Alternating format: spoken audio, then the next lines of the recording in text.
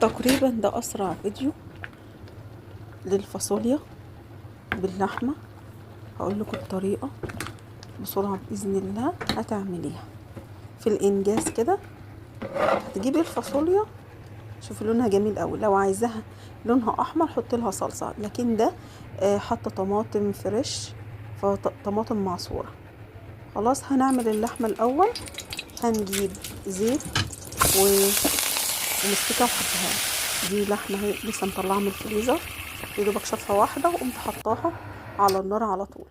هسيبها بقى تستوى، وبعد كده هجيب حله تانية لازم الميه تتغلى. وبعد كده بعد ما غسلت الفاصوليا وصفيتها في المصفى بالمنظر ده، حطيتها في الميه السخنه هتغلي غلوتين، وهفصل عليها النار. ايوه بعد ما تغلي شويه صغيرين عشان ما تاخدش نار كتير. هعمل فيها ايه؟ هسيبها في الحله في الميه السخنه، هتتلاقيها ما شاء الله زادت بالمنظر ده. سبتها اهوت زادت بالمنظر ده،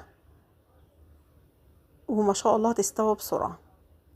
طبعا انا حطيت الطماطم ممكن علشان انا حاطه البصل والثوم الياه وحطاه في برطمان، عشان مش كل شويه هتغسلي الحيطان، مش كل شويه هتغسلي الشفاط، لا بيوفر عليكي كمان، ما بتضيعيش وقت ما تيجي تطبخي الحاجه تطبخيها بسرعه.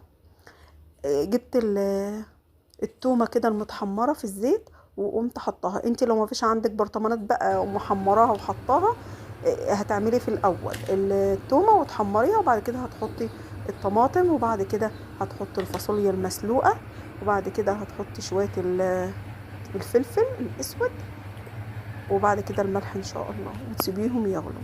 طبعا زي ما انتم شايفين حضراتكم اللحمه كده استوت خلاص اهيت. هحطها كمان عشان تدوب خالص، عشان اللحمه تبقى مستويه 100%.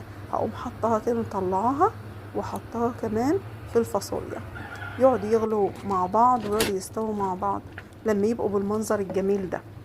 وزي ما انا قلت لك في اول الفيديو، عايزاها لونها احمر قوي حط عليها صلصه، لكن انا عصره الطماطم وخلاص.